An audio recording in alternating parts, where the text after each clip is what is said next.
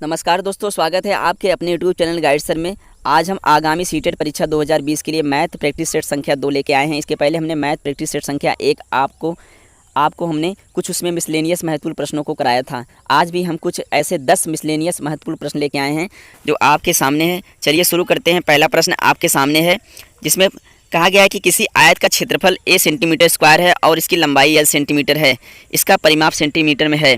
तो जैसा कि हम जानते हैं कि आयत का क्षेत्रफल जो होता है, आयत का क्षेत्रफल बराबर क्या होता है, लंबाई गुणे चौड़ाई होता है। और परिमाप बराबर क्या होता है, 2 ब्रैकेट में लंबाई प्लस चौड़ाई होता है, ब्रैकेट बंद।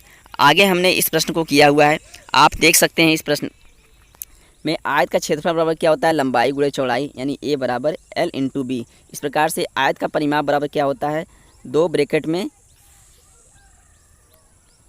लंबाई प्लस चौड़ाई, यानी 2 ब्रैकेट में l प्लस बी। ठीक, आगे चलते हैं। अगर ऐसा है, अगर a बराबर एल बी है तो यहाँ से क्या करेंगे, b का मान लेंगे तो a के नीचे क्या चला आएगा, a के नीचे l चला आएगा। यानी जहाँ जहाँ b है वहाँ हम a बटा l रख सकते हैं, जैसा कि यहाँ पे हमने रखा हुआ है।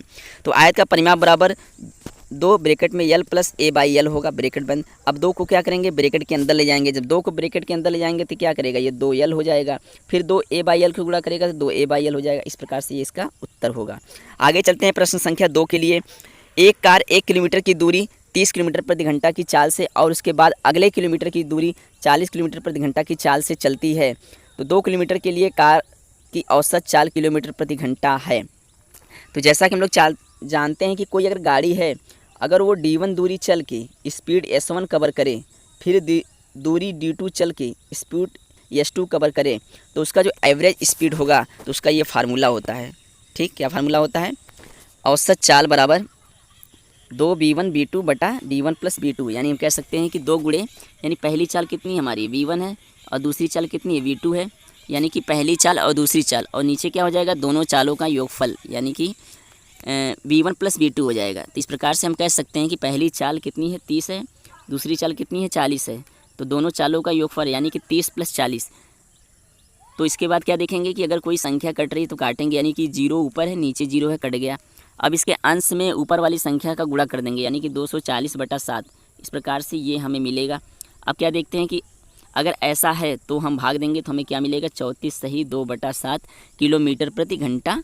इसका यही उत्तर है। आगे चलते हैं। प्रश्न संख्या 3 आपके सामने है। X square plus 7x plus 10 और x square minus 3x minus 10 एक उभयनिष्ठ गुणनखंड फैक्टर है, यानी कॉमन फैक्टर है।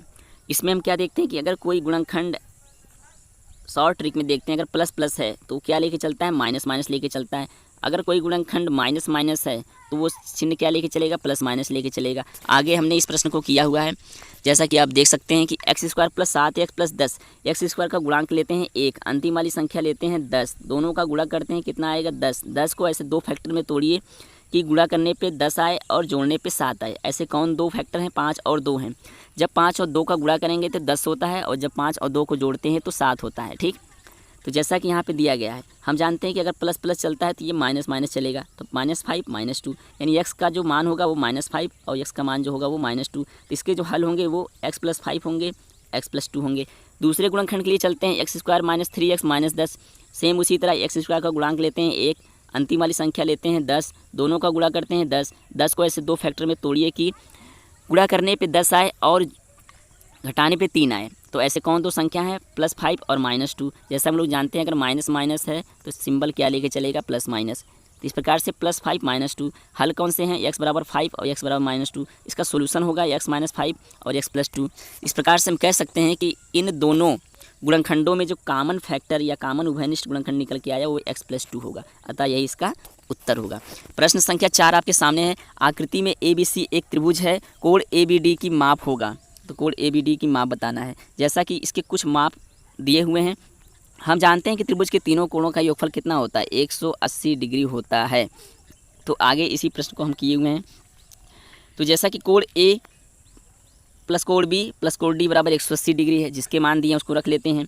तो हमने देखा कि अगर कोई अगर रेखा है, इस रेखा पे कितने अंश का कोण बनता है, 180 डिग्री का बनता है। अगर इस पर हम लंब भी डाल दें तो भी क्या कितने कोण का बनाएगा, ये 180 डिग्री, यानी 90 डिग्री इधर 90 डिग्री इधर। तो अगर कोई एक कोण दिया हुआ है, अगर कोई एक कोण अगर मान लो दिया हुआ है, जैसे ये है, अगर इसका एक मान दिया हुआ है और ये वाला मान पूछ रहा है, तो पूरे 180 में से इस वाले मान को घटाएंगे तो पता चल जाएगा कि इसका मान क्या होगा।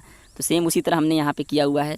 इस लाइन को आप देख सकते हैं, इस वाली लाइन को 119 डिग्री दिया हुआ है, तो हमने क्या किया कि 180 में से 119 को घटाया तो डी का मान आ गया 61 डिग्री। जब डी का मान जब निकल गया तो हम क्या करेंगे, बी का मान पूछ रहा है तो क्या करेंगे, त्रिभुज के तीनों कोणों का योगफल 180 डिग्री होता है, तो जिसके जिसके मान दिए उसके मान रख देंगे। हम यहाँ पे इसके मान रख दिए तो हमारा कितना निकल के आया, 123 डिग्री आया, बराबर 180 डिग्री कर दिया। अब हम इसको क्या करेंगे, 75 करके इधर लाएंगे तो 180 डिग्री में से 123 डिग्री घटाएंगे तो 57 डिग्री आ गया, यानी कोण बी का मान 57 डिग्री होगा। इस प्रकार से आगे चलते हैं। प्रश्न संख्या 5 आपके सामने है। यदि आरोही क्रम में ए, बी और सी तीन प्राकृतिक संख्याएं हैं तो क्या पैटर्न होगा आरोही क्रम में, यानी कि इसका सही उत्तर होगा c² - a² कोष्टक बंद b² होगा। ठीक, आगे चलते हैं। प्रश्न संख्या 6 आपके सामने है। यदि a³ बराबर 1 + 7, 3³ बराबर 1 + 7 + b और 4³ बराबर 1 + 7 + c, जहाँ a, b और c विभिन्न धनात्मक पूर्णांक हैं, तब a, b, c का मान हमें बताना है। a, b, c का मान बताना है, यानी a + b + c का मान बताना है। तो a³ बराबर 1 + 7, यानी a के ऐसे कौन मान रखें कि 8 आ जाएं, तो जैसा कि हम आगे इस प्रश्न को किए हुए हैं। तो a³ बराबर 1 + 7, यानी a बराबर 2 रखने पर ये बनेगा।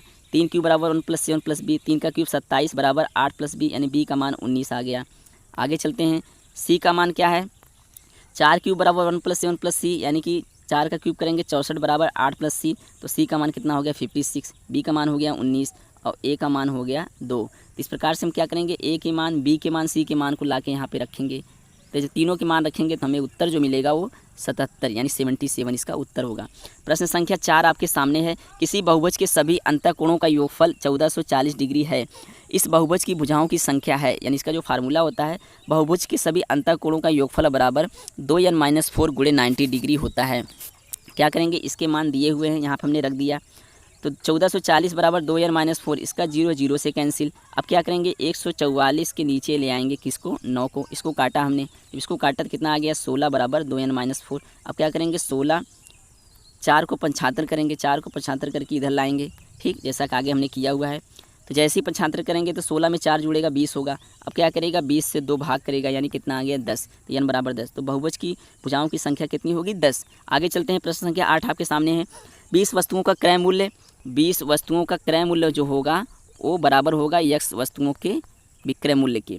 यदि लाभ p बराबर कितना है 25% है, तब x का मान होगा, जो p प्रतिशत है वो कितना है, लाभ 25% है।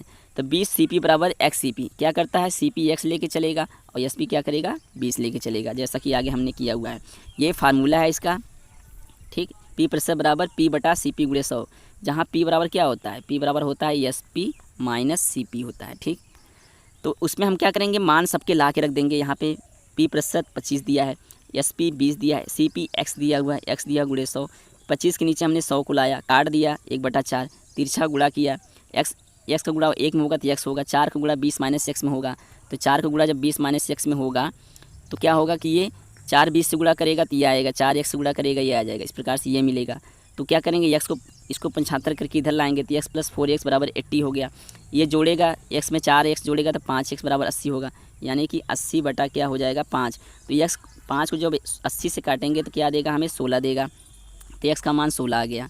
ठीक, आगे चलते हैं। प्रश्न संख्या 9 आपके सामने है। संख्याएं -11/20, 7/-15, 17/-30 और -3/10 अवरोही क्रम में किस प्रकार लिखी जाती हैं, यानी घटते हुए क्रम में हमें दिखाना है। तो इसको लगाने के कई मेथड हैं, यानी कि जैसा कि हमने एक मेथड यहाँ पे प्रयोग किया है, वो जो हर को समान करते हैं। ठीक, जैसा कि यहाँ पे दिया हुआ है ये चीज़ है, तो हम नीचे देख रहे हैं हर कौन कौन से हैं, 20 है, 15 है, 30 है, 10 है। तो हम चाहेंगे कि सबके हर समान हो जाए। सबके हर समान करने के लिए कुछ संख्याओं से गुणा करते हैं, जैसा कि 20 में कितने से गुणा करें, 3 से, 20 × 60, 15 में 4 से गुणा करें 60, 30 में 2 से गुणा करें 60, 10 में 6 से गुणा करें 60। जब वो संख्या से गुणा करेंगे तो हर में अंश में भी उसी संख्या से गुणा करना पड़ेगा, जैसा कि हमने यहाँ पे किया हुआ है। ठीक, जब हम 3 से ऊपर नीचे, 4 से ऊपर नीचे, 2 से ऊपर नीचे, 6 से ऊपर नीचे, तो हमें कुछ इस तरह का पैटर्न मिलेगा, इस तरह का पैटर्न मिलेगा। अब इसमें से हम चूज करते हैं, सबसे बड़ी को लेंगे, फिर उसके बाद वाली संख्या को लेंगे, उसके बाद वाली, क्योंकि हमें घटते क्रम में दिखाना है, घटते क्रम में, ना कि बढ़ते क्रम में। ठीक, ऋणात्मक संख्या में देखा जाती है, ये बड़ी है, ये बड़ी तो है सबसे, क्योंकि पॉजिटिव है, लेकिन सबसे छोटी ये है, तो घटते क्रम में दिखाना है तो ये घट रहा है यहाँ से। ठीक, इस प्रकार से पैटर्न जो बनेगा ये बनेगा -3/10, क्योंकि अगर ये मिलता है तो ये मिलने पे ये बनेगा, ये इसका रूप है, ये इसका रूप है। ठीक, ये इसका है, ये इसका है, ये इसका है, ये इसका है। ठीक, तो इस प्रकार से हमें -3/10 greater than 7/-15 greater than -11/20 greater than 17/-30 इसका यही उत्तर होगा। ठीक, आगे चलते हैं। इसका अंतिम प्रश्न संख्या 10 आपके सामने है। पाई चार्ट क्या है? आंकड़ों को प्रस्तुत करने का तरीका है। पाई चार्ट जैसे कोई इस प्रकार से गोला है, इस गोले में जितने भी प्रोडक्ट आप अलग अलग खाने में दिखाओगे तो इनके ये आंकड़ों को बताता है। इस प्रकार से पाई चार्ट आंकड़ों को प्रस्तुत करने का तरीका है। तो थैंक्स फॉर वॉचिंग वीडियो। हमारे इस चैनल गाइड सर को लाइक करें और सब्सक्राइब करें। Thank you.